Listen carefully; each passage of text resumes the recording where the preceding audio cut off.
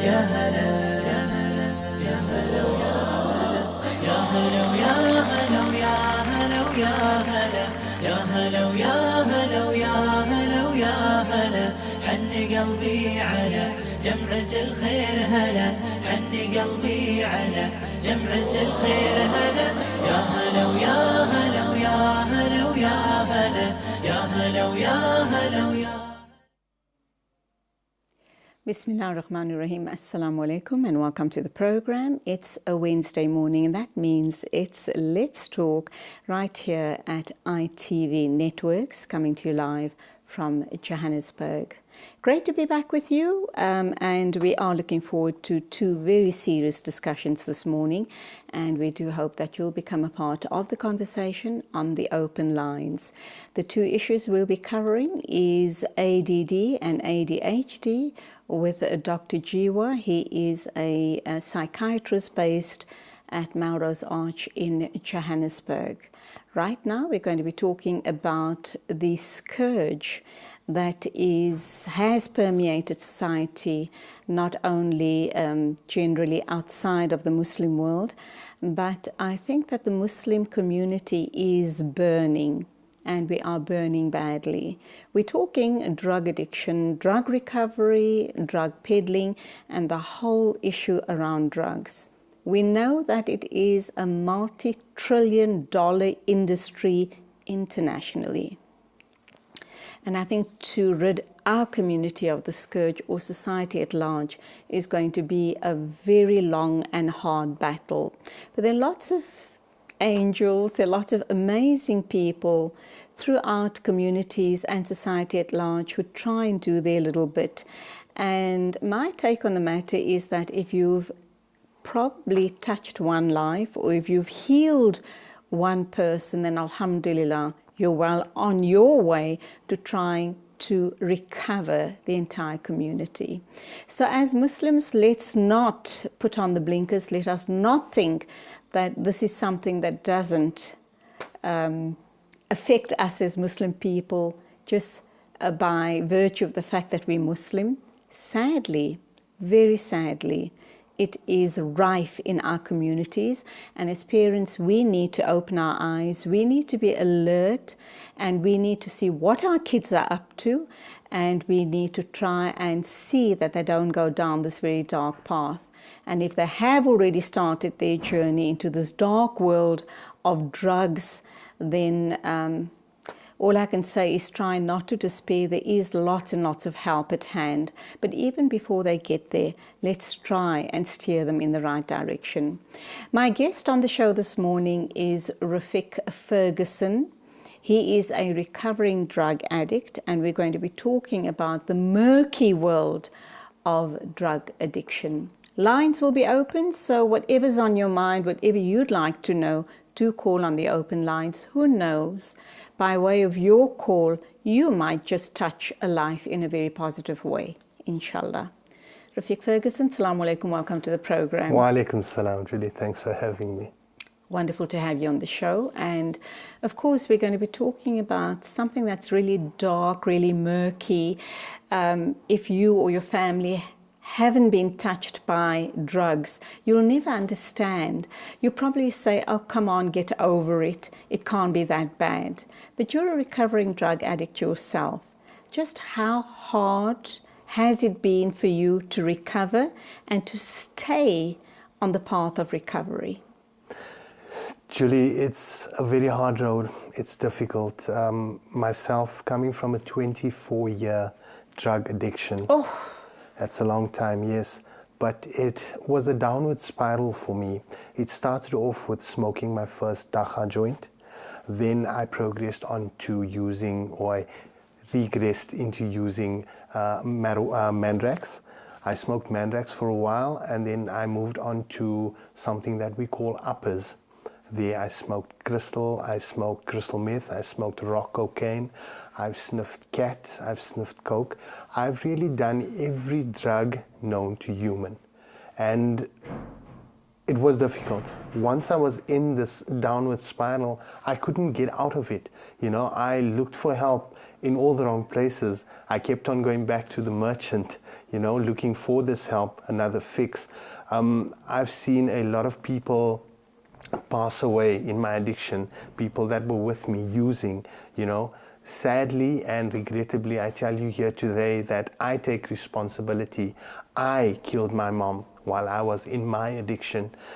She spent so many nights crying and then waiting for me to come home, which I never did. I got married. I did the same thing to my wife. It was very difficult to get out of it until I found myself in a place very dark. It was very grim. It was a rock bottom of note. I was actually comfortable with being rock bottom. I was comfortable in living on the street. I was sleeping in a 1 meter by 2 meter ticket box on the station, drugging, not eating. I robbed people. I found myself in this place where I started hating myself, Julie. I started hating myself for who I had become. I hated myself for what I was doing to hurt society, I found myself questioning, Ya Allah, why me? Ya Allah, why did I? And yet you made the choice to do drugs. Yes, I How did. many times have you recovered and relapsed? I'd say only once. I've tried stopping before and I relapsed, and that was when I actually went deeper into drugs. I started giving up on myself. I had no iman, I can tell you that, and I proudly say that I was the one that was the problem, but I did not see myself as the problem. I kept on blaming everybody around me. I blamed society for casting me out. I blamed my wife for stop loving me, I blamed my kids because I thought my kids were against me.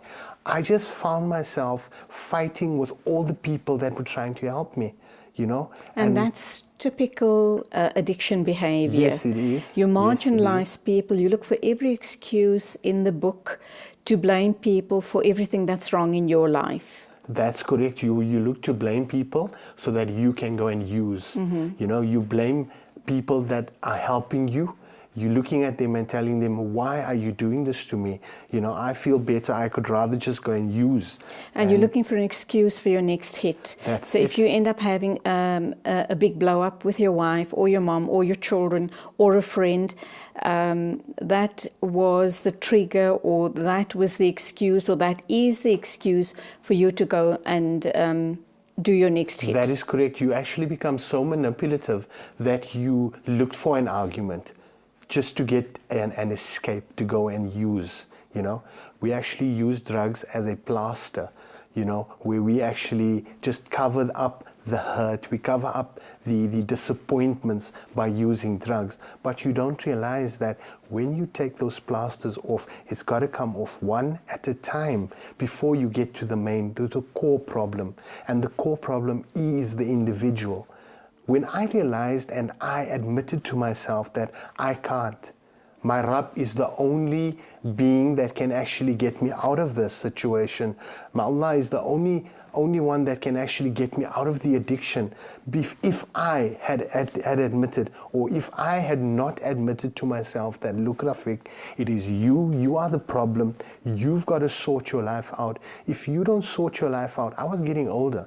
Julie, I was getting older in addiction. And isn't it more difficult for older addicts to recover?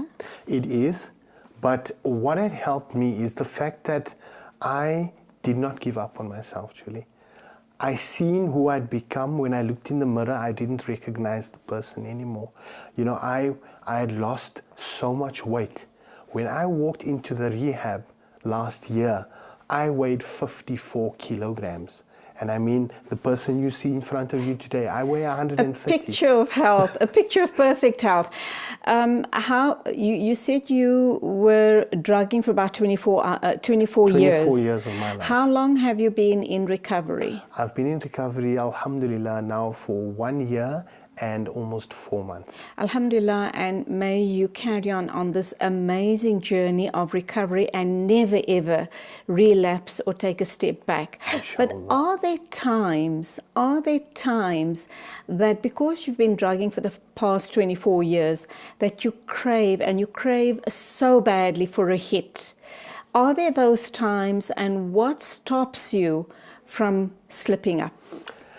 Thank you for asking that question, Julie, because it did happen to me once in my recovery now, where I actually had been craving so badly, and I told my wife. And what were you craving? I was craving just the high. It wasn't any high, any drug whatever. in particular. It was just a high, just to get away from reality, you know. And I called a gentleman called, his name is Harun Osman, I'm sure you know him. We all know him. He's part of the ITV family. He's my mentor. Alhamdulillah. He is one of the people that I hold up high, you know. I know it is Allah that sees to my recovery, and recovery is Allah. But Harun made me realize something, that true recovery starts with yourself. And it starts at a point where you realize that you're not perfect. Yes, we're not perfect. Yes, we make mistakes every single day. But the moment that you realize that recovery is yours, you've got to own it. You are more susceptible not to actually slip up or relapse. You know, so I called him one day, or my wife had called him and said, Harun, I'm really worried about Rafiq. Rafiq told me this morning that he had a dream and he's craving. And Harun called me the first thing that morning, and he said to me, he calls me Fiki, and he said to me, Fiki, what's the problem? And I told him, and he said, that's nonsense. I don't want to hear this from you. You know, you got to come to a point now where you're going to realize, or you're going to accept the fact that you're never ever going to do drugs again. You know, and Harun, being the strong-spirited person and humble person that he is, made me realize that I'm not just going to disappoint everyone else. I'm going to disappoint my Allah. And that is something that I actually hold very dear to me right now. Alhamdulillah. Let's hold that thought. We're going to come back after the ad break, and there's a whole host more questions that we need to unpack on the show this morning for parents and for loved ones of addicts. And we'll also be showing slides of the different drugs, what they look like, so that parents can become aware if they find these substances on their children that they need to do something fast, inshallah. Inshallah. I'm talking to Rafiq Ferguson. He is a recovering drug addict. We're talking about the murky world of addiction, and we do hope you'll become a part of the conversation. We're going for an ad break. When we get back, we'll continue this discussion, and don't forget, later on in the program, we're going to be talking to Dr. Shabir Jiwa on ADD and ADHD. Do stay with us.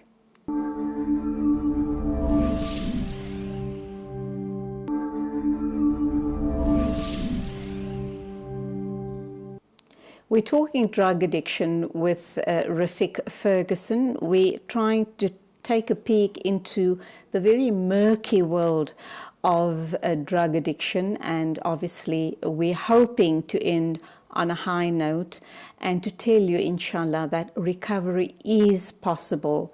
Rafiq was telling me off air that if he didn't have the strong iman in this belief that Allah subhanahu wa ta'ala is watching over him all the time, he doesn't think he'd be able to move forward. And of course, the amazing support system around him, people like Harun Osman, like his dear wife, like Ray Buggus, and a whole host of other people. You can't do it alone, can you? No, you can't. It's difficult, it's hard, you know, and once you realize that it's not up to you anymore, you've got to hand everything over to let's just call it for now a higher power, which is Allah subhanahu wa ta'ala. If you give over everything to him, he then sees to your recovery. You know, when we work, when we try and do things, Allah rests. And then when we rest and we say, Ya Allah, I can't, I hand everything over to you, Allah starts working. You know, Allah starts supporting us and feeding us. And, you know, it just, now that I'm out of addiction and basically I'm in recovery, and I'm an activist in recovery, I can truly say that, you know, life is amazing. You know, when I look at things now, how much easier it would have been if I decided earlier on. But I suppose that I had to walk my journey for 24 years to actually get to the point where I am now. It wouldn't have been as effective if it had happened before, because I don't think that I was actually equipped with the knowledge. But that doesn't give young people watching us this morning the green light to say that the journey you're on at the moment, as slippery as it is, it's a dark and a murky world of drugs, that it justifies, and to say to yourself that Allah has chosen this path for me. Allah hasn't chosen this path for you. Not at all. Not at all. So you need to make the right choices in your life. That is correct. What are your regrets? I know a lot of wasted years. But what are the regrets that stand out for you? And I know the one is your mom. It's really sad that you mentioned that right now, because that's the only regret that I have in my life. Julie, the fact that she warned me at an early age, the fact that she actually told me where my life would end up if I did not make that decision. And you know, for me right now, it's just, the only regret that I ever had was that I did not listen to my mom. I would have saved myself so many years of agony, so many years of basically wandering the streets, you know, and I basically feel that that for me is my greatest regret. You would love to have her see you in the situation that you are now, recovered and putting so much back into society and being in service. And I can see how emotional you are. This is not easy. It's not easy to talk about it, but it's so important that we have this discussion. It's so important that people hear your story, because inshallah, like I said at the beginning of the show, that if we are able to turn just one life around, then alhamdulillah, we're on the start to an amazing journey for a whole host of people. True, so true. Julie, you know, for me, it's not an embarrassing thing that I shed tears in front of so many millions of people. I hope that my message gets out there, and even if it is just that one child that I can get to, you know, it starts with the disrespect at home. In home, when the doors are closed, when the neighbors can't see, when you disrespect your mom, you know, even if it is, if your mom just asks you to make a cup of tea and you tell her, ah, mommy, no, you know, that's disrespect. You know, they disrespect their parents, and that's the thing. Okay, Rafiq, hold. I thought we have a caller online. Okay. Assalamu alaikum to our caller. Welcome to the show. Wa alaikum salam. Sister Julie, please, I just want to. Sorry, can you hear me? Yes, loud and clear. Go ahead. Yes. I just wanted to add on, you know, this thing about drugs, you know, we've had some other programs as well on the drugs. And I just want to add on that everything starts after you've taken the drugs. You know, you go for rehab and, you know, do this and that and everything else. But what about before they really go into it? Like our young children that are still going to madrasa, they should be taught, even at madrasa, they mustn't do these things. And if anything, if anyone knows at madrasa that this one is doing it, they should be telling the teacher there, the APA or whoever, and it should start before they start onto the drug. That's my point. Even another thing, they talk about cancer. After you have cancer, you must do this, that, and the other. But let's do the preventative. Like there are some programs, I think Fatima Baksh, she's a nutritionist, and you can get her to speak to people about, you know, you can get on the program. Inshallah. And you can say what food they should eat, because cancer is mainly the food, I think, that we eat. Sister, you make a very, very valid point. Thank you indeed for your call. Shukran very much. Assalamu alaikum to you. Of course, we are going to be unpacking issues around the type of education that happens in schools and madaris, and that's exactly what I'm going to be asking Rafiq to unpack as well. We talk about post the issue, we talk about recovery, we talk about rehabilitation. What is going wrong in the school systems, in the education system, that we don't seem to be getting the right message across to children, because they still go on and experiment? And I guess I'm not quite sure about the stats, but I think 1 in every 10 children who experiment with drugs become hooked. The other 9 are very lucky, and they then resume their lives in a very normal way. So clearly that indicates that there's something wrong with the programs in the schools and the Madaris. And we're going to ask Rafiq, who is a recovering drug addict, we're going to ask him what he thinks would have worked if he had heard when he was a youngster. Let's delve right into that, Rafiq. So glad that you asked that question, Julie.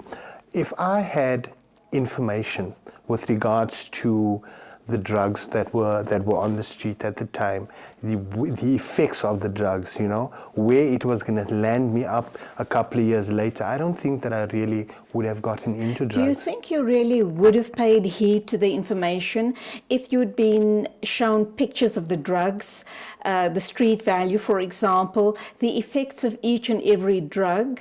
Do you think that might have made an impact on you? Or do you think, I know that lots of youngsters who are caught peddling, or even if they're found with drugs on their possession, teenagers, they are put into what is called a deferment program. Some sort of program. It's called a diversion program. Yes. How good is that program? They expect the children to then do things like street sweeping or some sort of civic duties. I'm wondering if that's going to shake the children up. Should they not be rather taken to the jails and shown just how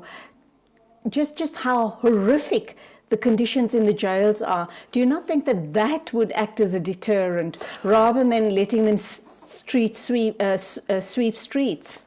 Look, street sweeping, cleaning gardens, doing your basic civic duties, that is something that does not work for me. That is something that's just a slap on the wrist for me. It's actually, it's not as intense as would be being taken to a jail. Some sort of shock tactic. Correct. Being taken to a rehab where you actually see what happens to these kids or to these people that do drugs. I mean, these children who end up in psychiatric wards because of the drugs that they take. That is the extremities that has to be taken to actually open the eyes of these children.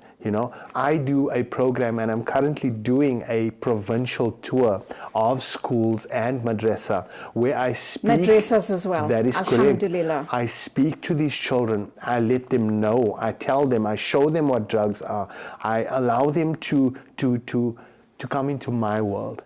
I invite them in where I actually do it's a tactic. So what do you talk to them about? How do you start your introduction? Look, I introduce myself. I tell them where I come from, and I tell them that, look, I was in addiction for 24 years. I have the experience to be talking about what I am talking to them about. I start by the bullying factor. I start by the disrespecting their parents factors. I start by the basics. And then I move to cannabis, dacha, where I show them what dacha is. I show them where people get dacha from. I show them... Where do they get them from? How easily are drugs available on street corners? On street corners right now, I'd say you can get them anywhere. You can move far away, you can move away from the area that you're living in, thinking that you're going to run away from it. But in all essence, like you said, it's a multi-trillion-dollar business. It's a business, and business has to carry on. And if there is a demand, there's a supply. So you got to understand, Julie, that no matter where you run to, no matter where you go in this country or in this world, you're still going to be encountering drugs on a daily basis. You get them on street corners, you get them at subways, you get them delivered to your house like Mr. Delivery. You just pick up your phone, you call, the guys actually come to your house and deliver the drugs to you. Do you think that if drugs were legalized, that we wouldn't have the problem that we have now? I think it would be worse, Julie. Why?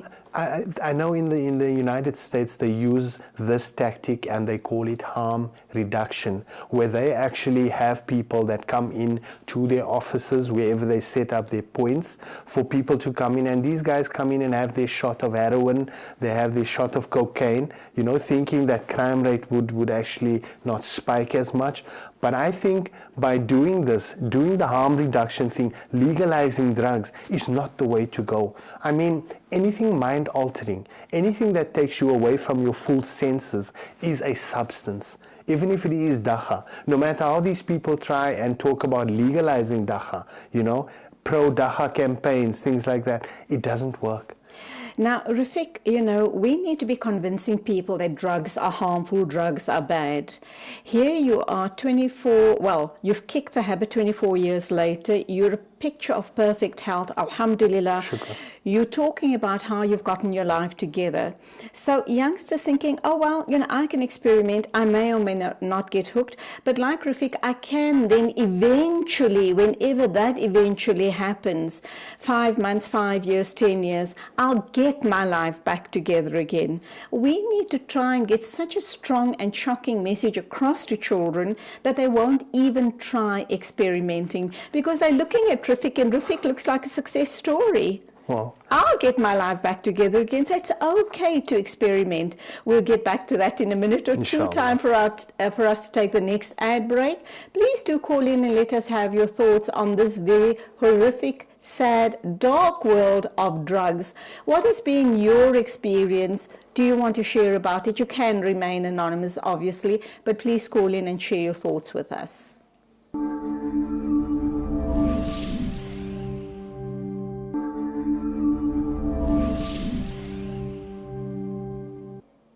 Welcome back. We're talking about the dark and murky world of drug addiction. We haven't even scratched the surface with our guest, Rafiq Ferguson.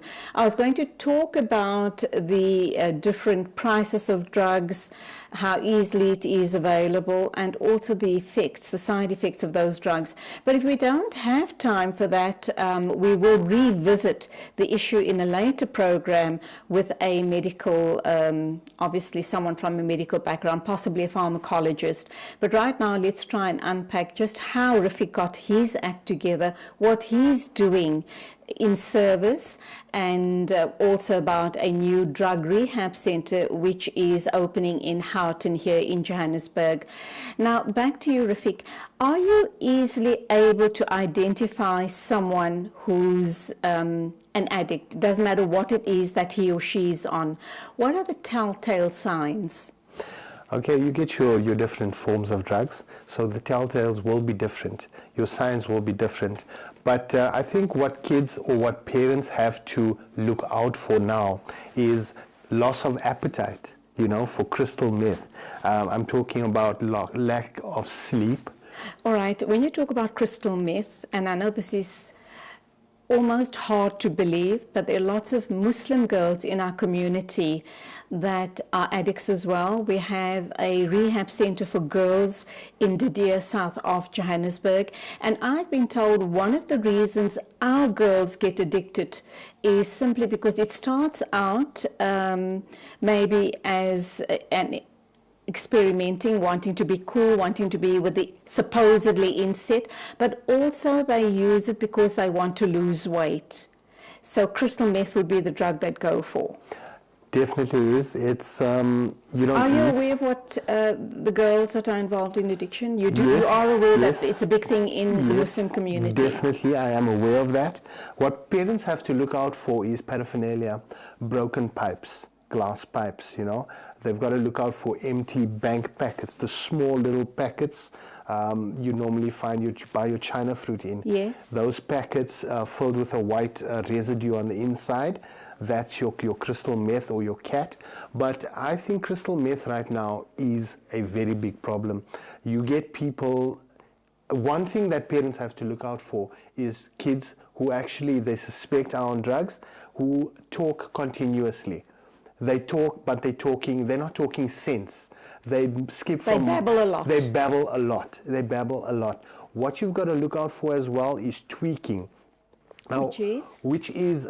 tweaking is a term that they give to people who do tuck, crystal meth, when they've smoked Is tuck and crystal meth one and the same thing? Yes, it is. Crystal meth is tuck.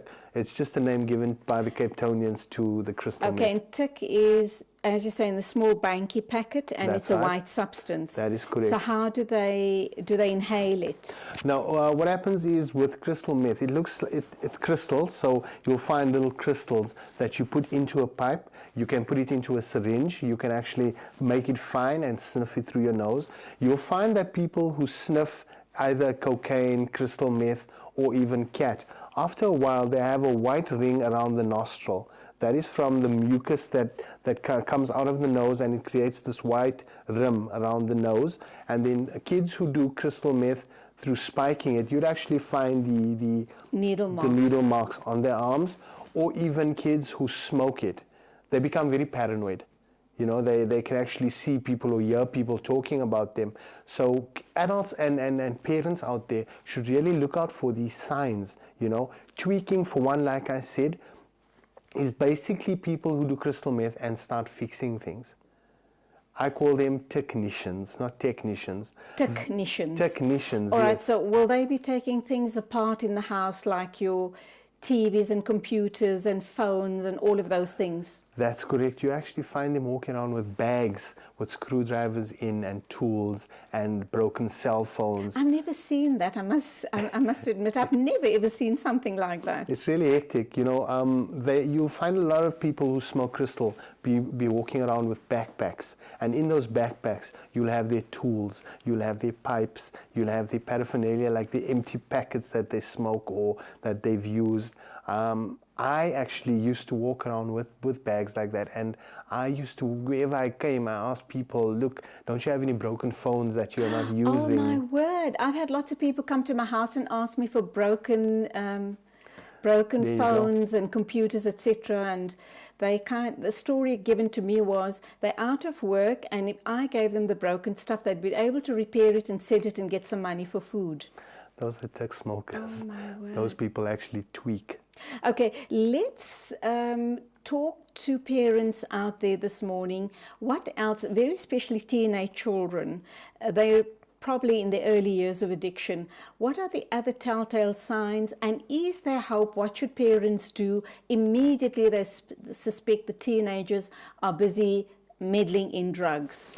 One thing that I can say, Julie, is that as a parent myself, and speaking to other parents right now, if you suspect your child is on any substance, they probably are. Guaranteed, you know your child better than anyone else could know him or her. You know your child to the point where you could actually sense that something is wrong, you know, and there is hope. So what do you do? Because I'm thinking if you have a teenager that is probably experimenting or probably hooked already, and you try and get the child into rehab or in some sort of support group, the child's going to start rebelling and probably go deeper into the drugs. Look, that is definitely true, because you can't force recovery on anyone, but you can make the child aware of the consequences. Right? So if you can, send my number out on air. You can show it to people. If people want to, they can get a hold of Harun as well, Harun Osman, Skoko, and he actually meets with families. And I could meet with families where I do a screening, but I do a drug test as well on meeting the person that is suspected of abusing drugs or on substance. So, are there any costs involved?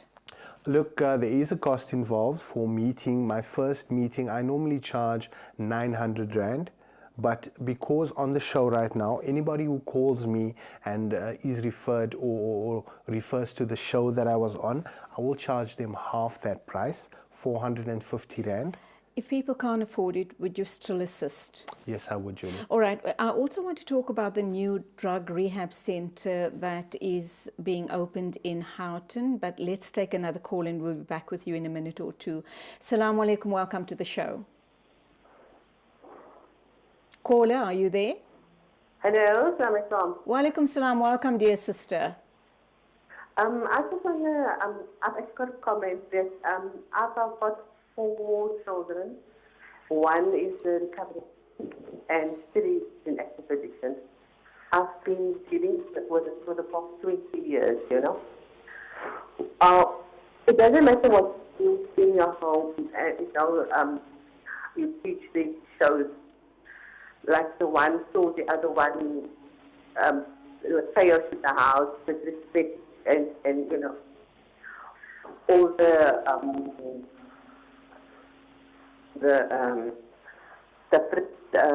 things that I attribute to the parents go through. But yes, the next one picked up, and then the next one picked up. And it's devastating for parents to see, you know, children doing this with themselves, and got no play, but no respect for themselves, nothing. But in any case, what I'm thinking is that there is a lack of taqwa and iman. True. That's what I'm thinking. True. Because if they had taqwa and iman, they wouldn't speak up in the first place. Mm-hmm. Thank you indeed for your comments. It must be very difficult for you, and make lots of dua, inshallah. Sure. Allah changes your condition with your children. Let's take our next caller. Assalamu alaikum to you. Welcome.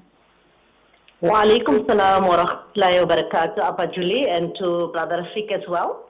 With regards to the taking of drugs, sometimes we find that parents are actually not admitting, they don't want to accept that their children are on drugs. So this actually worsens the situation. And actually the other thing is, with regards to certain medications as well, there can be an addiction, even legal medications. Of course. Like we know they are called drugs. In fact, I'm epileptic for 34 years, and I've developed depression and anxiety due to long-term anti-epileptics. But alhamdulillah, I don't take antidepressants because there is a risk of suicide.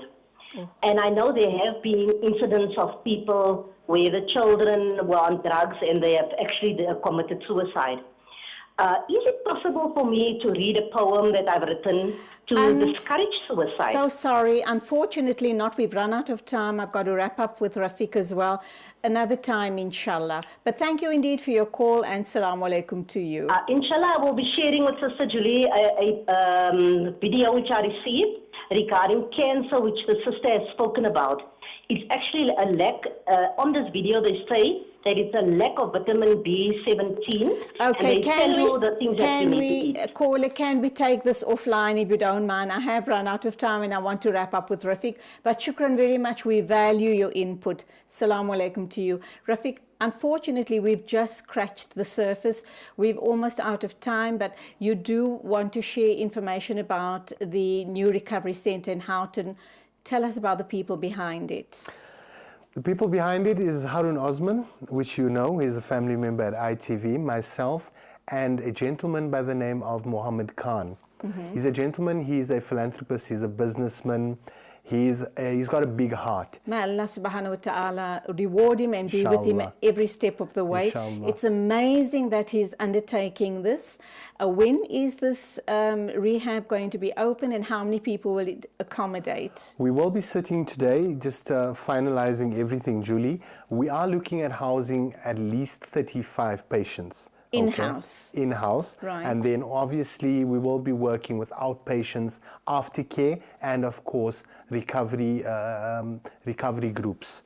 This is basically for people that can't afford it right now. That is why I've started my NPC, which is helping people who can't afford recovery. So I get sponsorships for people who are underprivileged to put them into a rehab. Yes, there is rehabs which don't cost or don't charge, but you've got to remember that the waiting lists for these places, they're phenomenal. I mean, there's a waiting period, I know, for just over 1 year for a government rehab. So that's why I take sponsorships, and I basically fund these kids or these children to get to rehab that can't afford. And that's where we leave it. Thank you so much for coming in and sharing your story with us. Shukran for having me. Lots of salams and duas to Mo Khan, to Harun Osman, to yourself. Lots of success going ahead. We do hope and pray that you guys, we don't hope, we know, inshallah, you're going to be turning lots and lots and lots of lives around, lots of success, and we will be revisiting this sometime soon, inshallah.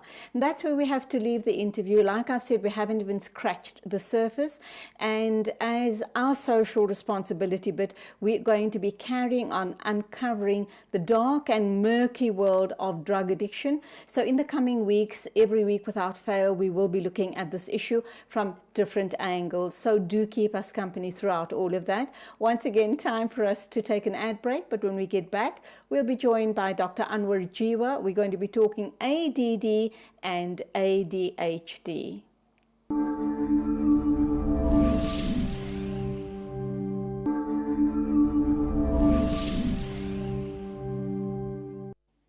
And welcome back. You are watching Let's Talk this Wednesday morning. And don't forget that great event on Saturday at the Sandton Convention Centre, the event of the year. It is the Muslim Lifestyle Fest. We do hope we're going to see you there. But right now, we're going to be talking to Dr. Shabir Jiwa. Earlier on, I said Anwar Jiwa. I do apologize for that. But Anwar Jiwa, of course, runs the Minds Alive Rehab Centre in Durban. And of course, because we were talking drug addiction and drug recovery, he popped into my head. But off camera, Dr. Shabir Jiwa has just told me that there is a connection between our first interview, which was drug recovery, and ADD and ADHD, and is a question I was going to put to him in the program and about the condition. And do children that suffer from this condition end up, or some of them end up becoming drug addicts? But all of that and more we'll be uncovering in the show this morning. Let me first introduce the good doctor to you this morning. Dr. Shabir Jiwa, assalamu alaikum, welcome to the program. Thank you very much. I'm happy to be here again. Lovely to have you. First time on my show, though. Yes. You are a psychiatrist. You specialize in child psychiatry, and you're based in Melrose Arch, Johannesburg. Yes. You've been practicing for many, many years. Yes, 25, 30 years. Great. Now, why the interest in ADD and ADHD? Well, when I specialized in psychiatry in Canada, and when I was treating these children, I saw a lot of the symptoms that these kids had that I had as a student, and nobody picked it up and nobody told me anything about it. Fortunately, I did very well at school, so the parts of the ADHD was covered up by doing very well. And as Indian parents, they will only look at your marks. They won't look at how you're struggling. Too true. So as long as you come out first, second, or third, you can't have ADHD, which is wrong, because Richard Branson, Tom Cruise, Robin Williams, all these famous people have ADHD, Einstein, Kennedy. So then I looked at it properly and I talked to my supervisor, and yes, I have ADHD, and I've been under treatment for the last 26 years. Are you still under treatment as you sit here? Yes. What treatment are you on? I'm taking a stimulant, which helps me super focus and decreases my anxiety and helps me with my anger and my temper. So it helped me super focus. So would that mean that children, little children, you do specialize in children, but during this interview we'll be flip-flopping between children and adults with the condition. People who have anger issues, is it possible that these people are suffering from ADD or ADHD? Very, very high, because 70% of the ADHD kids develop a condition called opposition defiant disorder, ODD.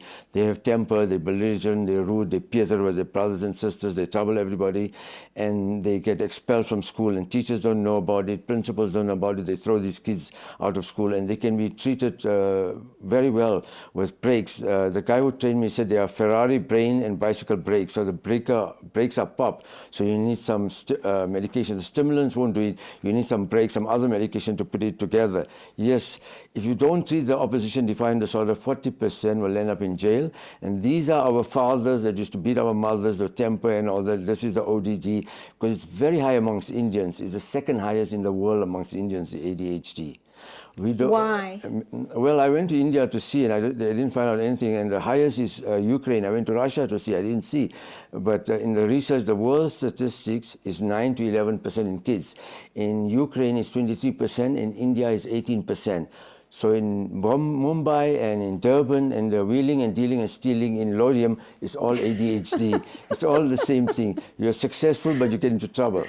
Okay. Do you think that it has something to do with diet, perhaps? The diet is not so important anymore in ADHD. There's 30 years of work, everybody was diet, diet, diet. But they found it's not important. A bad diet is bad, a good diet is good. But diet does not cause ADHD. So changing the diet doesn't mean you won't have ADHD. No, that is fallen by the wayside. All right. We're going to talk about all of these issues and how it seems to manifest in the Muslim and the Indian communities. But what's the difference between ADD and ADHD? ADD being attention deficit disorder and ADHD is attention deficit hyperactivity disorder. Okay, sadly enough, we had a funeral about 10 years ago where ADD died. So then we don't use the term ADD anymore. It's ADHD 3 types. The old ADD is called ADHD inattentive type, and it is more in girls, and it's about 23% of the total amount of kids. The hyperactive impulsive is the second type, is the old active one that everybody knows. It's about 10%. The most common is the combination of the two. It's called combined type, and it's about 60% of the kids, and it goes on to adulthood. So 70% goes on to adulthood. So the ADHD inattentive type, ADHD hyperactive impulsive, which is not as high as people think, and ADHD combined type. The inattentive type is usually missed, and usually in girls. The girls talk too much is a very big symptom. They have three main symptoms. They have the inattentive symptoms where they forget things, they look lazy, spacey. There's a book called You Mean I'm Not Lazy, Crazy or Stupid. And they are also lethargic and slow, and lazy is what the parents usually say. The second one, the very active one, they're restless, they can't sit still, they're edgy, and they talk too much. In adults, they're overwhelmed, they can't, they drive very fast, they speed a lot, and they also talk a lot. And the impulsive symptoms, they interrupt and they intrude. And in adults, the impulsive symptoms, they fire their wives, they fire their bosses, they get angry, they have road rage, and excuse me, and they get very frustrated. So these are all the symptoms. And unfortunately, can you outgrow them? 70% goes to adulthood, and so 30% you accommodate. And you cannot cure ADHD, but you can fully control it. But there's a big relation. The last topic was very excellent. I'll have to rewatch it tonight on my DVD. That 50 to 60% of the ADHD untreated end up in substance abuse. 50 to 60%. Why? That is, these are the things that happen to untreated ADHD. A big percentage ends up with learning difficulty. So learning difficulty, the stimulants do not treat them. Besides, stimulants help super focus and retention. You need a teacher, you need a coach, you need somebody to teach them how to multiply, divide, and learn. Then language difficulty, foreigners, they come to this country, or English and Gujarati and Afrikaans all mixed up, that causes a problem. So that also you need speech therapists, it's important. Now, there's a big relationship, I'm going to mention it later, on autistic spectrum disorder and ADHD, where there's 40% of speech problems. So ADHD and ASD, which is autistic spectrum disorder, have an overlap. Then still continue with ADHD, you have opposition defiant disorder, which I told you. And if you don't treat them, they get into trouble with the law, they get expelled, they get fired from work. And that ends up in conduct disorder, 50% of them. What is conduct disorder? Lying, stealing, fire-setting, drugs, alcohol, tiger woods, sex. All these things that make you feel lekker is part of conduct disorder. So ADHD has a constant need to feel lekker. So going for the substances, you need the substances to feel you lekker. So you can't just tell a guy, so it's got nothing to do with bad parenting. No. There's a chemical imbalance. There's a shortage of dopamine and norepinephrine. These are neurotransmitters. This is the latest work. Shortage of dopamine, which is for focus, and the same dopamine works on the pleasure center of the brain. So if you want to feel lekker, you need more dopamine. You call it lekker, I call it dopamine. This is the ADHD, the hyper... Can't you then perhaps quell that urge for feeling good by perhaps eating something good, something sweet, a piece of cake or something? Yeah, but would that do the trick? Yeah, but that's only short term, because chocolate, coffee, Coke, Red Bull, it has caffeine in it. Caffeine is the Ritalin, so it makes you feel lekker. But the problem with eating and that you develop tolerance and addiction. Tolerance means you need more and more for the same effect. Eventually you need You can't stay without it. So you become an addict. To tell an adolescent, stop the drugs, that doesn't help. You've got to replace this itch with somebody else. That's where the treatment comes in. Okay, let's hold that thought. We'll continue the discussion after the break. I'm talking to Dr. Shabir Jiwa. He is a psychiatrist. He specializes in ADHD. He is based in Johannesburg at Melrose Arch, and he has been practicing for over 25 years. And we'd love to hear from you if you have any questions or comments. And yes, I know the big question on Ritalin will be coming up right after the ad break. Waiting to hear from you.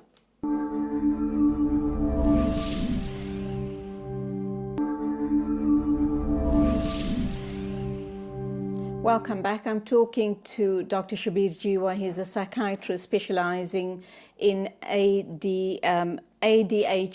and, of course, very especially with children. We're going to take a look at a short clip, or rather not that short. It's a 7-minute clip on the condition. And when we get back, we're going to be asking the big Ritalin question. So do stay with us, and do remember, lines are open throughout the show. So let's start viewing the clip now.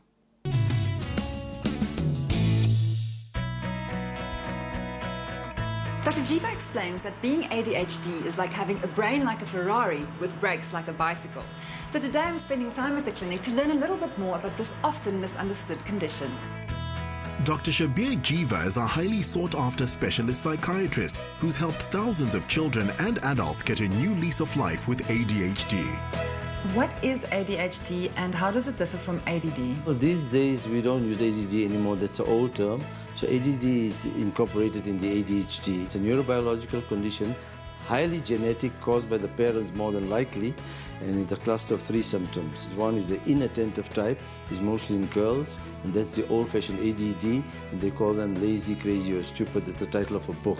Secondly, the hyperactive, impulsive are the guys that fly around all the time. The most common type is a combination of the two, and the cluster of symptoms, the first one is the impulsivity, where the kids blurt out answers in class, they cannot wait their turn, they interrupt others. On the adult side, they have a short fuse, they have a temper, they fire their boss, they break up with their girlfriend, they speed, and they have addictive personality. The second symptom is the overactivity, and overactivity is the little boys, they can't sit still, they're moving all the time, they're restless, they're agitated, and the new symptoms, the symptom that's missed all the time is girls talk too much. Hyperverbalization in the girls type is hyperactivity in the boys type. If you have a mother-in-law that talks too much, check her out, maybe that's a part of ADHD. What is the difference between child and adult ADHD? So with age, when you come to adolescence, the impulsivity starts getting less by the time they get to 20, when they finish school or first year university. The hyperactivity gets less, so they get into trouble at school. But the dreamy part, the inattention, doesn't get less, it gets worse. Time management, organization, procrastination, financial management, anxiety and depression, that gets worse.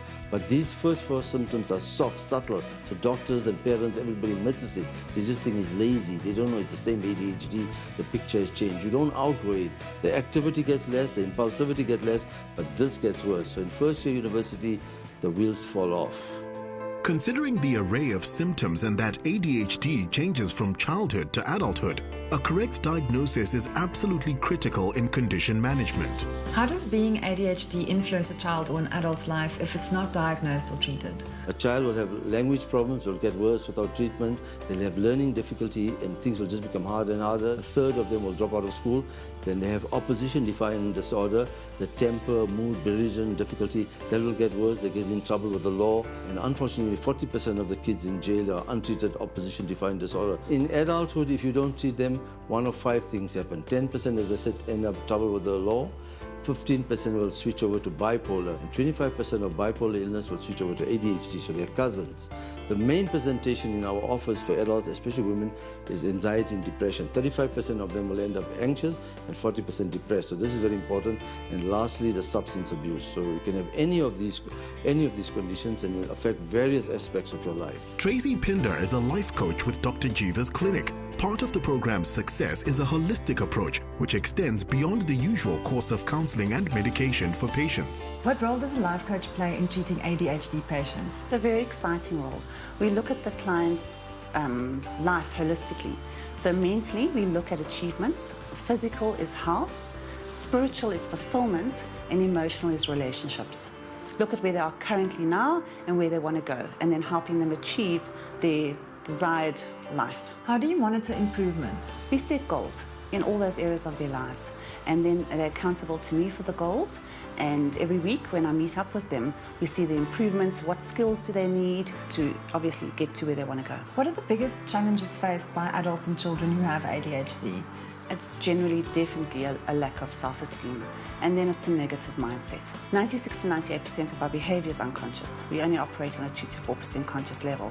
So then it's looking at that negative mindset, and it's helping them mindfully on a conscious level start moving over to a positive mindset. Teachers are often the first to alert parents of possible ADHD. But Robert Orr is an example of a teacher who wasn't aware he had the condition until adulthood. I first noticed that I had a problem when I started working. I'm an English teacher and there's always a lot of work to mark, and it would always take me a lot longer to get my work marked than my colleagues would get it marked. And I also ended up being late quite often for the morning meeting at school. It seemed like no matter how I tried to get to school, I'd wake up earlier every day. I'd set 3 alarms, and I'd put them far away from my bed. And somehow I still managed to be late. People would say to me that I'm not a good teacher.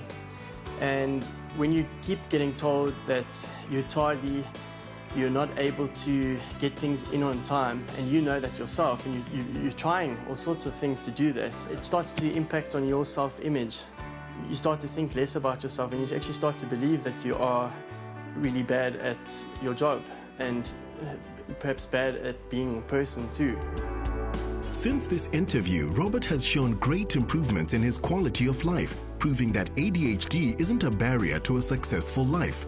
This can also be said of scientist Philip Page. While his work didn't suffer, Philip's ADHD affected his marriage, and his wife Sunel helped him realize it was ADHD. I never knew I had ADHD until I was 42 years old. I was academically very successful, and so in that way I was different, another commonly held notion about ADHD. And then later on I developed some problems. I knew I had anxiety problems. I was socially anxious. I was afraid of people. And then one day, Sunel, my wife, came to me and said, well, that there's something like ADHD and maybe I could have it. It had a very negative impact on our relationship. We are now married for 20 years. At that stage when we came to Dr. Jiva, we were married for 18 years. He's my best friend. I loved him very much, but I just said to him, I cannot live with your short temper anymore. It's important for people to realize that you really need to go and see a psychiatrist, even though there are often bad connotations to doing so. Because having ADHD doesn't mean you are in some way defective. It just means you have a medical problem and you need to address that. We're just very thankful that there is help available. Yeah, we're very thankful that it made a difference because we were at wit's end. Welcome back. We're talking to Dr. Shabir Jiwa, and I do hope that you found that clip very useful. And of course, you can go to the website for more information.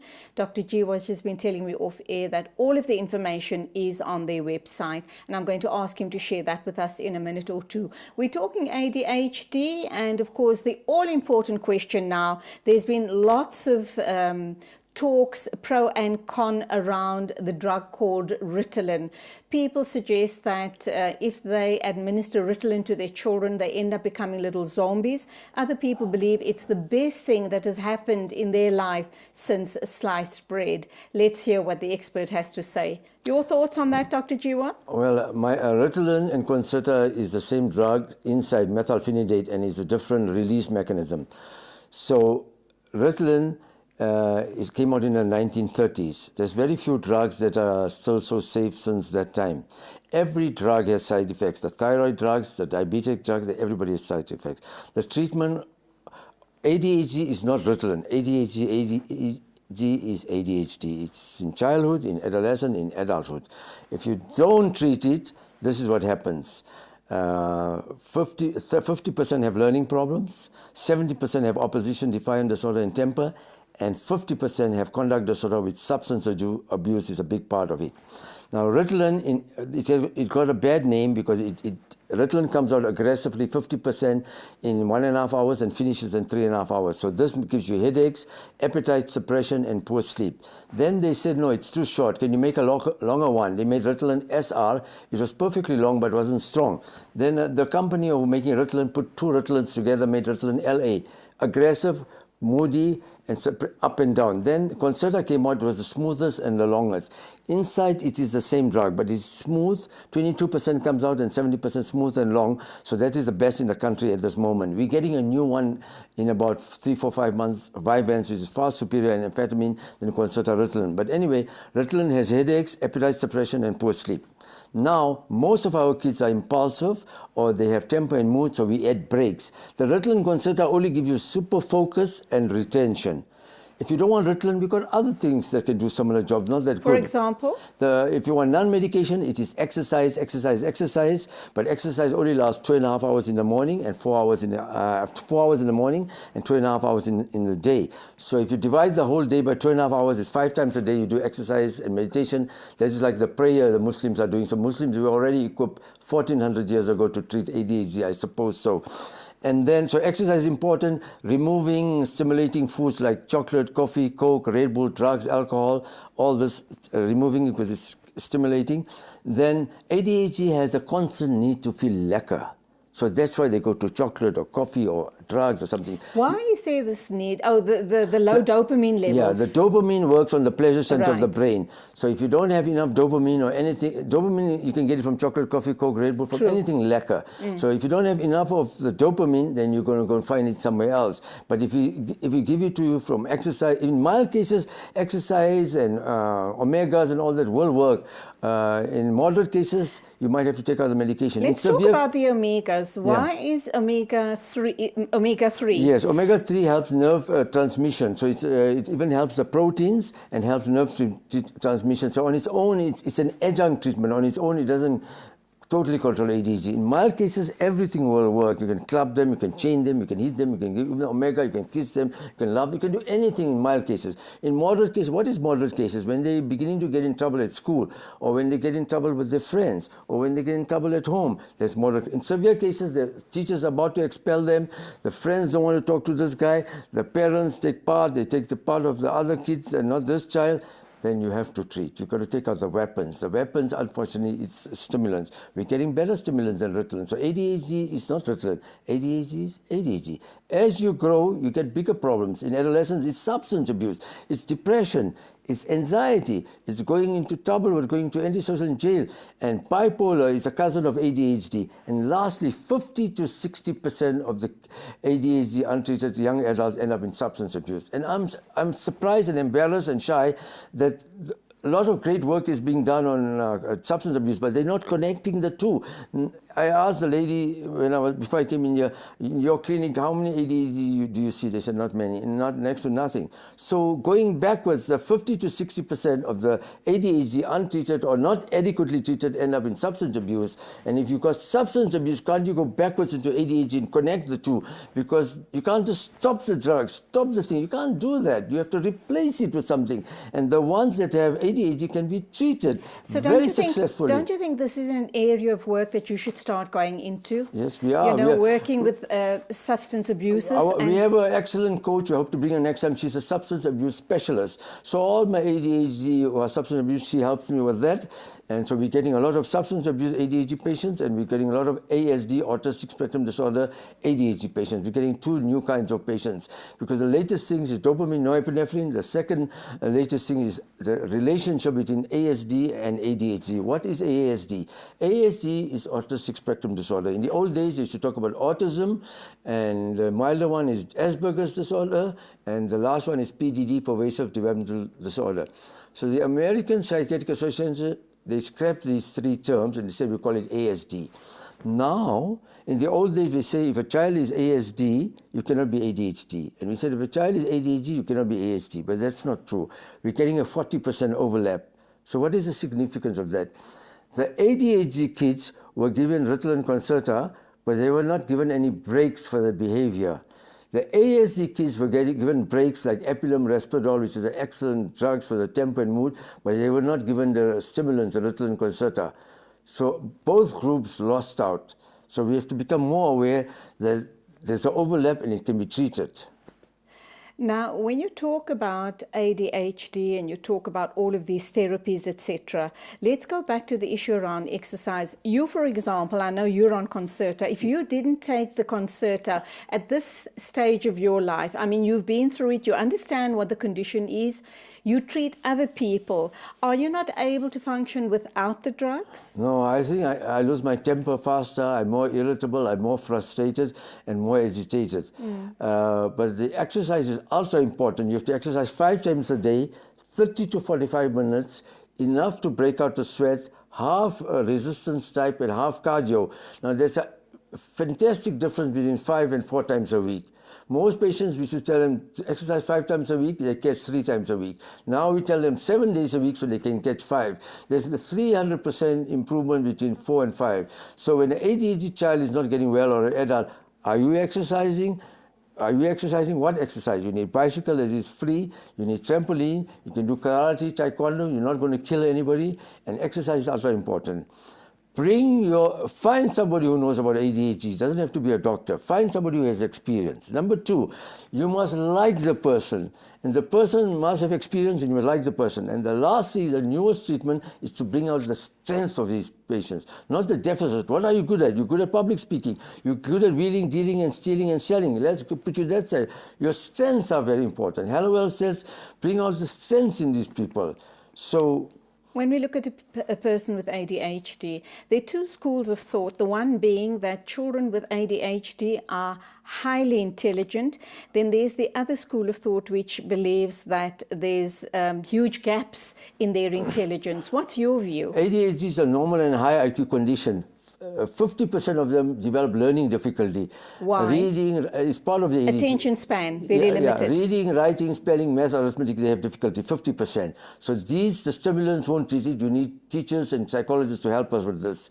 The medication only gives you super focus and retention, and the breaks give you behavior. But you need the teachers who can help us. You need psycho-educational testing where the psychologists help. There's no test for ADHD. It's a clinical diagnosis. There's a dopamine, norepinephrine. They have found genes for ADHD, 2 genes, and DRD4. And it will come out in 3 years in our office, a test. At the moment, we don't have a test. It's in research. So there is genes. They found there's a shortage of dopamine, norepinephrine, and you have to treat it. Treatment is not Ritalin. Treatment is various treatments. Holistic treatment, exercise, sleep, meditation, prayer, medication, all these things. It's total. So when you're in doubt, take this, read the books, read the internet, look at my website, talk to a friend, then find a therapist, not only your GP. This is a condition you can change your doctor. Find somebody who knows and likes and is passionate about ADHD. You don't have to come to me, you go to anybody who likes it. Then you must like the person because it's a funny condition. They're fantastic, they're great, they're funny. I play with the kids every day. I have a very good, easy practice. They all get well. And then see what are they good in. Bring it out. You don't do as you want to do, you do as they want to do, you know? So we just had a caller wanting to know about your views on something called Mentec. Is it a herbal treatment? Mentec is helpful, but it's an adjunct treatment. In mild cases, it works. In moderate and severe cases, it won't work. So what is it? You see all over Adasa and all these people, it's a near-natural product. It is helpful, but it's usually an add-on, which we call an adjunctive treatment. In severe cases, it won't hold the behavior in that. And in moderate cases, sometimes it works. In mild cases, it will work, and it's good. All these herbal things What's work. it to calm you down? Mm-hmm. What about children? Let's assume I have a child that's suffering from ADHD and I take him for therapy, etc. I have come across a case like this. A friend of mine said that her son started rebelling. I think he was 5 or 6 years old. He was told at school, the teacher said, why can't you be more like your sister? So already the problem started. And when he was taken for play therapy, he developed, obviously, at the time, developed a complex thinking, I'm not good enough, there's something wrong with me, I've got to go for therapy, so I'm not okay. And they were bad, he started behaving very, very badly. Yeah. How do you prepare a child like that, not to have those negative thoughts? Yeah, the main reason you have to treat a child ADHD early is self-esteem, nothing else. He can have IQ of 134, he can have very mild ADHD, it doesn't matter. If he fails a subject, he says, I'm stupid. And as a parent, the IQ number doesn't matter, and how clever he is doesn't matter to him. I have failed and I am stupid. So the self-esteem is very important. So the earlier you have him assessed, and if he needs treatment, the earlier you treat him, the better the prognosis. The later you treat him, you'll get into trouble. You have to fish him out of all this mess and all this trouble. Now, obviously, you've been treating children for a very, very long time. Let's look at those 5-year-olds onwards. Yeah. What is it, the magic things that you say to them for them to accept who they are, that there's nothing bad or stupid about me, I'm being helped to become a better me? What is it that you tell them? My chief said, he calls it, you have a Ferrari brain and bicycle brakes. So I show them a Ferrari and I show them all the symptoms and the trouble they can get into. They say a bricker's pup. I show them a child that is totally out of control, and I show them after 2 weeks of treatment, he's totally settled. So I tell them I'm a brake specialist. My job is putting the right brakes. The more you tell me what's wrong, or the more the parents tell me, or more the teachers tell me, I can choose the brakes. So I get the right brakes. They all love Ferrari. They all know Ferrari. They all want to be Ferrari. So we fix the Ferrari and we get great results. 95% of our kids are doing well. 10% go to other doctors, that's fine. We are very aggressive. With medication, we use high doses. We are known for that, but we get good results. My Canadian trainings gave me a lot of experience. Please have your child assessed. Don't be enemies to the teachers. The teachers love you, and the teachers don't tell the parents complaining about your child. What can the parents do? The parents have already had enough of this child. So don't tell the parents. Send them to us. Send them to somebody who can help them. Okay, with a minute to wrap up, is ADHD more prevalent in girl children or boy children? In boys, initially it's more in boys than girls, and then it becomes equal, then girls take over. The dreamy ones is more in girls, but it's equal. Why is that? It's equal in adults because with age, the hyperactivity gets less, the impulsivity gets less, and the inattention gets worse. What's inattention? Time management, organization, procrastination, financial management. This is our coach helps you with that. The pills does not teach you skills. The skills does not teach you focus. And the breaks needs for the behavior. So you need a holistic approach. Yes, every child is different. There's no two same. All right. Please get them assessed early. If one child out of 3 is not doing well at school, there's something the matter. What sort of assessments do you need to send the children for? Well, the thing is, as I said, look in the internet, look at books. Hallowell is the father of ADHD. Talk to a friend who has a child or knows somebody with ADHD. Then you look for a therapist, can be a social worker, a psychologist, a psychiatrist, anybody who has experience with ADHD. Do not fear changing your doctor. Most doctors wouldn't know enough. So there's nothing wrong in changing to somebody who likes it, somebody who has experience. You love the person, and he's going to work with you, and you can work with him. And that's where we have to leave. It's been fascinating. Thank you so much for being with us on the show this morning. That was Dr. Shabir Jiwa talking to us about ADHD, and he admits that he himself suffers from the condition. He is on Concerta, the medication, and he truly swears by the medication and insists that if your child is suffering from the condition, then Ritalin is the way to go. But please do think of embracing the whole issue and approach it holistically, because it's not one size fits all. That's all we have time for. Thank you for being with us. Do remember, we don't have a show on Saturday morning. We're broadcasting live from the Sandton Convention Centre at the Muslim Lifestyle Fest. See you there, inshallah. Till the next time, as always, Khuda Hafiz from me, Julie Alli.